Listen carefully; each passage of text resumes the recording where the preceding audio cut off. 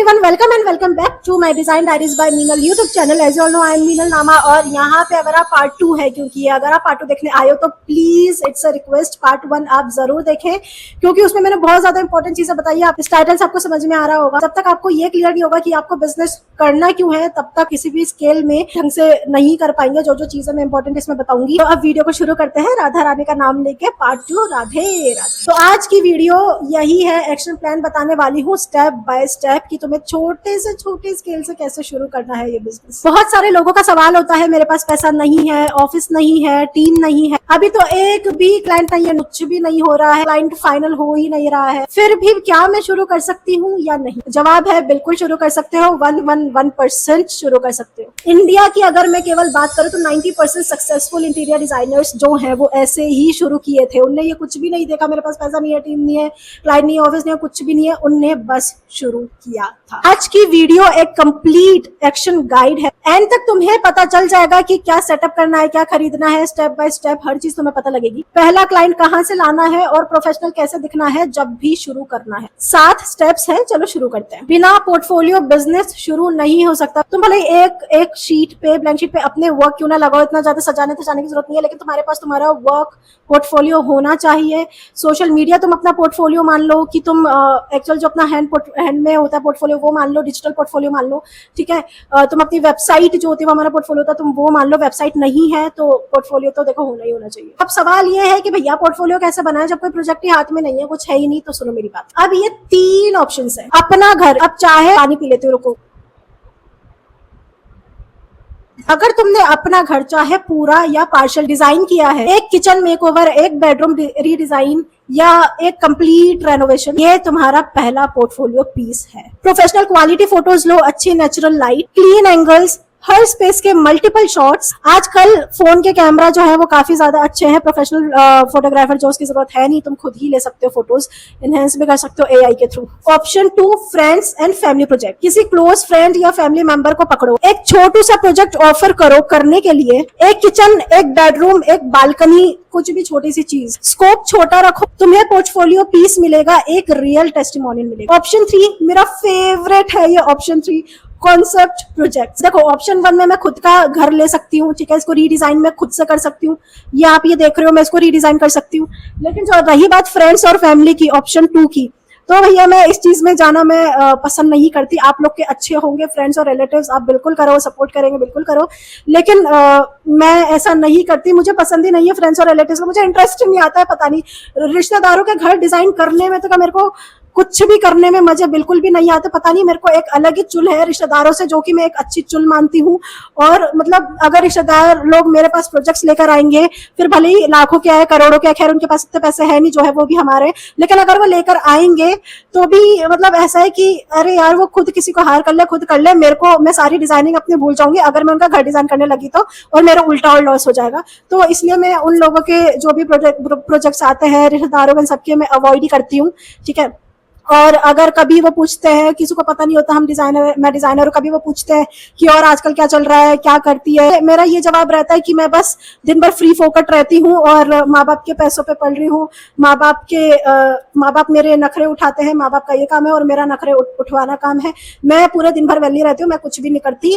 मैं इसमें कुछ इस तरीके से जवाब देती हूँ कि वो लोग का मुंह बंद हो जाता है। तो मैं यही चाहती हूँ कि वो आगे से, आज के बाद मेरे से ना पूछे कि तेरी शादी हुई ना या नहीं हुई, या फिर तू क्या कर रही है क्या नहीं। मतलब मैं चाहती नहीं हूँ कि उनको चीटी सा भी पता चले, क्योंकि फिर उनके जो कीड़े है ना तन बदन में ना ऐसे रेंगेंगे ना, अगर मैं बता दूंगी हम क्या करते हैं, क्या पता क्या बुरा बुरा सोचे, तो मेरे को कुछ बोलना ही नहीं, मुझे इंटरेस्ट ही नहीं आता। फ्रेंड्स की रही बात, तो उनका भी यही होता है कि फ्री में कर दे या कम पैसे में कर दे। भैया नहीं होने वाला। आपको अगर लगता है ट्रस्ट वर्दी या लॉयल या वगैरह, तो आप कुत्ता पाल सकते हो, लेकिन मैं यहाँ पे पैसे पे काम करती हूँ तो मैं वही करूँगी। रिश्ता खराब ना हो इसलिए मैं कोई रिश्तेदार के या फ्रेंड्स के प्रोजेक्ट्स लेती ही नहीं हूँ, ये मेरा उसूल है काम करने का। खुद का घर अगर डिजाइन करना हो मैं कर लूँ, मैं कुछ भी कर लूंगी। मैं रिश्तेदारों को और फ्रेंड को टाटा बाय बाय, भाई मेरे पास मत आओ। मेरे पास तुम्हें सिर्फ उल्टा जवाब मिल सकता है, लेकिन तुम्हारा काम नहीं मिल सकता है कि मैं तुम्हें उम्मीद है मैं करके दूंगी, नहीं, नको। 2D 3D floor plan smooth, बहुत सारे अलग अलग टाइप के तुम्हारे पोर्टफोलियो में दिखने चाहिए, इससे पता चलता है तुम्हें और क्या क्या आता है अच्छे से, ठीक है। रियल क्लाइंट प्रपोजल जैसा प्रेजेंट करो, ऑनेस्ट रहो अपने पोर्टफोलियो के साथ। टारगेट रख लो 3 से 5 पोर्टफोलियो पीसेस बिजनेस शुरू करने से पहले। अब यहाँ पे मैं ये नहीं बोल रही कि तुम 20 से 25 से 30 पेजेस बनाओ, नहीं, मत करना। कोई इतना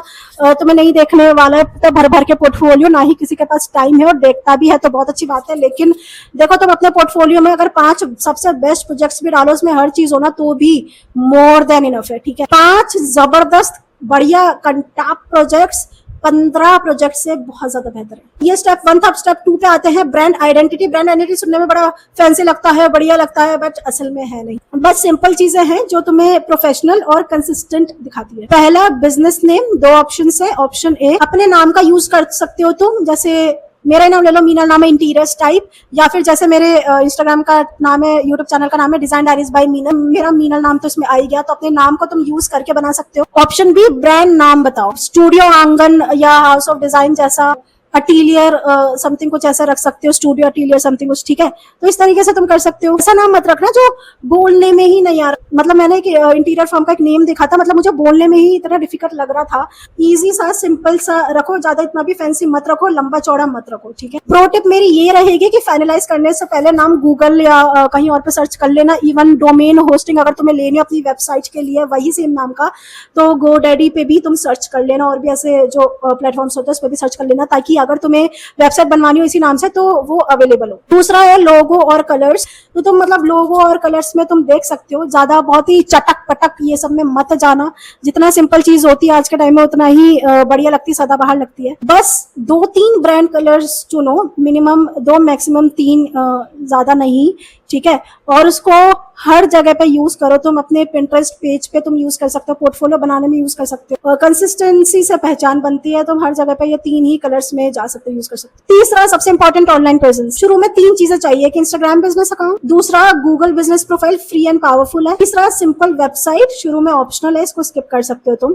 लेकिन अगर पोर्टफोलियो नहीं है तो वेबसाइट, अगर वेबसाइट नहीं है तो पोर्टफोलियो। वेबसाइट हो तो अच्छी बात है, सिंपल सी शुरू में बनवा लो, 8-10 हजार में बन जाती है, 5 हजार में भी लोग बनाते हैं। बनवा लो, बनवाना है तो, वरना स्किप कर सकते हो स्टेप को। चौथा, बिजनेस कार्ड। 100 से ज्यादा बिजनेस कार्ड में छपवाने, 100 अभी सफिशिएंट इनफ है, 100 बिजनेस कार्ड छपवा लो। हर साइट विजिट, हर मीटिंग, हर सोशल इवेंट में कैरी करो। ये ओल्ड स्कूल में इसको नहीं मानते, लोग कहते हैं ओल्ड स्कूल है, हर जगह पे कार्ड लेके पहुंच जाओ, नहीं, बट ये आज भी काम करता है। जो भी एग्जीबिशन या जहां भी लगती है, तुम बस अपना बिजनेस कार्ड, वो लोग भी मांगते हो, तुम अपना बिजनेस कार्ड भी दे सकते हो, बेटर रहेगा, ठीक है। उसमें सब कुछ डिटेल डाल देना, उसमें QR कोड भी मतलब इसमें स्कैन करने के लिए स्कैनर QR कोड भी डाल देना, ठीक है, ताकि वो उसको स्कैन करके तुम्हारे इंस्टाग्राम पेज पे डाल कर सके, पहुंच सके, ठीक है। टूल्स और सॉफ्टवेयर्स जो एक्चुअली चाहिए, यहाँ नए डिजाइनर्स पैसा वेस्ट करते हैं, एक्सपेंसिव सॉफ्टवेयर्स खरीद लेते हैं जो बिल्कुल भी जरूरत नहीं है, और पेड प्लगइन्स भी खरीद लेते हैं जो कि नीड नहीं है।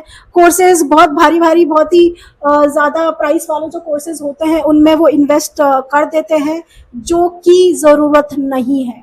3D मॉडलिंग के लिए स्केचअप फ्री है, लेकिन अगर तुम्हारे पास iPad है, तुम्हें स्केचअप चलाना है उसमें, तो उसका सब्सक्रिप्शन है। कोर्सेज की जरूरत नहीं है, यूट्यूब पे फ्री कोर्सेज हैं। कैनवा सीख लो तुम, बहुत बेस्ट है। मतलब मुझे भी नहीं पता, मैंने लास्ट टाइम पापन कब यूज किया था। I use only Canva for everything. हर चीज के लिए तुम कैनवा यूज कर सकते हो। बहुत सारे अभी AI भी चीजें आ गई है कैनवा में, एंड बहुत ज्यादा अपडेट होता रहता है, वो बहुत ज्यादा अच्छे अच्छे फीचर्स आते रहता है। तुम कैनवा यूज करो, ठीक है। कम्युनिकेशन के लिए व्हाट्सएप बिजनेस फ्री है, कैटलॉग बनाने देता है, ऑटोमेटेड रिप्लाईज तुम कर सकते हो, प्रोफेशनल प्रोफाइल लगता है। फाइल स्टोरेज और शेयरिंग के लिए गूगल ड्राइव फ्री है, 15 GB तक। BOQ कैलकुलेशन, प्रोजेक्ट ट्रैकिंग के लिए गूगल शीट, ये भी फ्री है। इंस्पिरेशन और रेफरेंसेस के लिए पिंटरेस्ट, बिहेंस और भी ऐसी ऑनलाइन साइट्स हैं, ठीक है। आर्किटेक्चरल डाइजेस्ट यहाँ पे बहुत अच्छी अच्छी मिलती है। यूट्यूब पे तुम देख सकते हो, ठीक है, कुछ यूट्यूब चैनल्स अच्छे अच्छे, तो ये सब कुछ फ्री है गाइस। अब अगर मैं बताऊं कि हार्डवेयर क्या चाहिए, एक डिसेंट लैपटॉप या डेस्कटॉप चाहिए, ठीक है। अगर तुम 3D का काम कर रहे हो, लैपटॉप, गेमिंग लैपटॉप लेने पर उसमें भी बहुत ज्यादा हाई एंड अगर तुम काम कर रहे हो तो वो ना ही करो, तुम बेटर है कि पीसी बिल्ड करवा लो, पीसी ले लो, ठीक है। और क्या चाहिए, मेजरिंग टेप चाहिए, एक लेजर डिस्टेंस मीटर चाहिए, प्रिंटर ऑप्शनल है शुरू में, लोकल प्रिंटर्स काम करेगा ड्राइंग्स के लिए, सब के लिए, तो बस यही चीज चाहिए। पेड टूल्स तब ऐड करो जब बिजनेस रेगुलर इनकम दे रहा हो, जैसे कुछ प्लगइन्स होता है स्केचअप के, वो बहुत अच्छा अच्छा पेड है तो तुम उसमें इन्वेस्ट कर सकते हो। सेम केस है ये अपने D5 रेंडर के लिए भी और लैंडस्केप की कुछ चीजों के लिए भी, या कुछ भी हो इंटीरियर डिजाइन में, ठीक है, जो भी तुम सीख रहे हो तुम इसमें इन्वेस्ट कर सकते हो। हार्ड ड्राइव में जरूर इन्वेस्ट कर लेना, बिकॉज तुम्हें नहीं पता चलेगा कि तुम्हारा का फुल हो जाएगी डिस्क सारी लैपटॉप की या पीसी की। मेरी हो चुकी, इसलिए फिर मैंने रिसेंटली हार्ड ड्राइव में इन्वेस्ट किया है, ठीक है।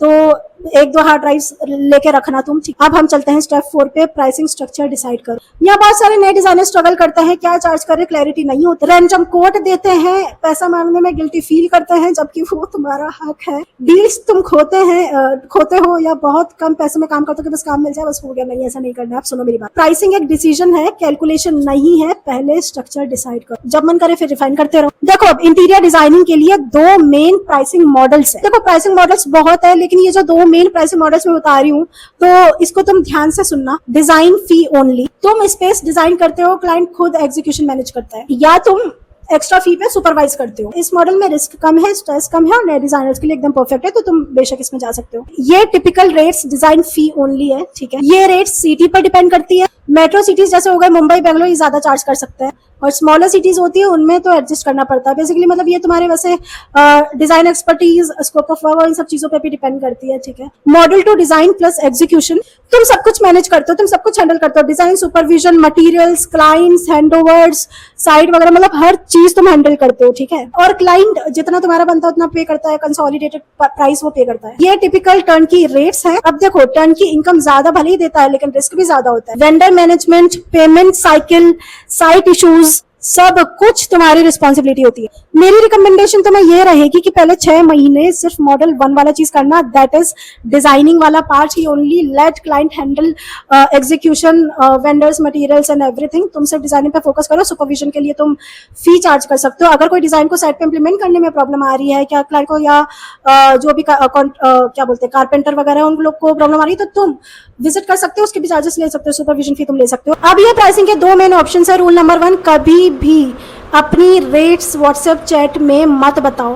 प्रॉपर तरीके से तुम पहले कोटेशन बनाओ पीडीएफ फॉर्मेट में अच्छे से, उसके बाद मेल करो, व्हाट्सएप करो, तुम्हारे ऊपर है, पर कोटेशन फॉर्मेट में भी करना। अब ये सब जो चीजें करते हो, फॉर्मल कोटेशन जो तुम भेजोगे तो ये चीज तुम्हें प्रोफेशनल दिखाएगा, ठीक। रूल नंबर 2 ये है, क्लाइंट को इम्प्रेस करने के लिए, क्लाइंट को अपनी तरफ अट्रैक्ट करने के लिए रेट्स कभी भी कम मत बताओ, ठीक। Trust me on this. जो क्लाइंट्स प्राइस पे, रेट्स पे चूज करते हैं तो वो वर्स्ट क्लाइंट्स होते हैं। नेगोशिएट करते रहते हैं, चेंजेस मांगते रहते हैं और फुल पेमेंट कभी भी नहीं करते हैं। देखो फेयर मार्केट रेट से शुरू करो। क्लाइंट के हिसाब से थोड़ा बहुत एडजस्ट कर सकते हो, पर कभी भी अंडर सेल मत करो। सिर्फ प्रोजेक्ट आ जाए, क्लाइंट मिल जाए, ये हो जाए वो हो जाए, इसकी वजह से प्लीज कम प्राइस पे मत करो। अंडर और टीम नेटवर्क बनाओ, क्योंकि मैंने पहले भी बोला इंटीरियर डिजाइन बिजनेस अकेला नहीं चल सकता। There is always we in everything, not me. भले ही तुम सोलो डिजाइनर ही क्यों ना हो, या पार्टनर में करो तो बहुत अच्छी बात है, लेकिन अगर तुम सोलो डिजाइनर हो, तुम्हें रिलायबल एग्जीक्यूशन पार्टनर्स का नेटवर्क चाहिए ही चाहिए। ये मैंने पहले भी बताया, पहला पेड प्रोजेक्ट्स लेने से पहले जो भी इतने सारे कॉन्टेक्ट्स होते हैं ना, ये तुम्हारे रेडी होने ही होने चाहिए। इंपॉर्टेंट लोग हैं, कॉन्टेक्ट्स हैं, ये रेडी होने ही होनी चाहिए। अब ऐसा है कि यार मैम आपने तो अब ये बता दिया, लेकिन हम तो जानते ही नहीं, हम ढूंढे कैसे, फलाने का। आप सुनो मेरी बात, तुम्हारे एरिया में जो दूसरे डिजाइनर्स हैं तुम उनसे पूछ सकते हो। इंटीरियर स्टूडियोज को विजिट करो, पोलाइटली उनके वेंडर्स के बारे में पूछो। कंस्ट्रक्शन मटेरियल मार्केट्स जाओ, अपने सिटी में वेंडर्स वहीं मिलते हैं। बिल्डर्स और रियल एस्टेट ब्रोकर्स भी अच्छी एग्जीक्यूशन टीम्स जानते हैं, तो तुम उनसे भी बात कर सकते हो। पहले कुछ महीने ये नेटवर्क बनाओ अच्छे से स्ट्रॉन्ग, ठीक है। और बैकअप ऑप्शन के लिए भी बना लेना यूनिक की, बस ठीक है एक 3D विजुअलाइजर से मिल गया या एक ड्राफ्ट से मिल गया, नहीं थोड़ा बैकएंड में रखो कि 2-3 है कि हमारे पास अगर अर्जेंट काम आया, एक फ्री है या एक लीव पे है तो दूसरा भी है हमारे पास। अब पहला क्लाइंट कैसे लाए, ये सवाल हर डिजाइनर का है। अब ये कुछ 5 रिलायबल सोर्सेज हैं क्लाइंट्स लाने के लिए, पांचों के पांचों एक एक करके यूज नहीं कर, पैरेलल यूज करो, ठीक है। इनको यूं नहीं कि फर्स्ट हो गया काम खत्म, नहीं, पैरेलल तरीके से यूज करो, कहीं ना कहीं तो कुछ ना कुछ तो काम बनेगा ना। तुम्हारा पर्सनल सर्कल, अब इससे तुम्हें समझ में आ गया होगा, फ्रेंड्स, रिलेटिव्स, जो भी घर वाले हो गए, कजिन्स हो गए, मतलब किसी से भी तुम पूछ सकते हो। X colleagues, college friends, relatives, जो भी लोग हो तुम उनसे बात कर सकते हो। सबको एक पोलाइट पर्सनल मैसेज भेजो। मास की मैं नहीं बोल रही, मैं सही बताऊं तो 60% नए डिजाइनर्स के 2-3 क्लाइंट्स यहीं से आते हैं। मेरा जो पहला 3D विजुअलाइजर का जो क्लाइंट था वो भी मेरी फ्रेंड के थ्रू ही, वही खुद कर रही थी वो प्रोजेक्ट, तो मेरे पास ये आया था। दूसरा सोर्स है इंस्टाग्राम, बहुत अच्छी चीज़ है ये आजकल के सोशल मीडिया के ज़माने में, तुम्हें होना चाहिए यहाँ से भी तुम्हें क्लाइंट्स मिल सकते हैं। मतलब कंसिस्टेंटली पोस्ट करो, एक्टिव रहो, अपने ऑडियंस से बिल्कुल ऐसे बात करो कि तुम सामने उनसे वीडियो कॉल पे बात करो, बिल्कुल ऐसे बहुत ही अच्छे से ऐसे अपना पोर्टफोलियो अपने पेज को मानो, ठीक है। तो तुम्हें यहाँ से भी मिल सकता है। सोर्स 3 है तुम्हारी सोसाइटी और लोकल कम्युनिटी, ठीक है। तुम चाहो तो तुम्हारे घर के बाहर भी बोर्ड लगा सकते हो कि I am an interior designer and I do this contact on this number, ठीक है। हो ऐसे भी कर सकते हो तुम, मतलब जिनसे भी मिलते जुलते रहते हो तुम, उनको ये बातों बातों में ऐसे बोल सकते हो। डेफिनेटली मिलेगा यार, मतलब कैसे नहीं मिलेगा, जो स्टेप्स मैं बता रही हूँ फॉलो करोगे तो यहीं से ही तुम्हारे पहले क्लाइंट्स मिलेंगे। सोर्स फॉर है रियल एस्टेट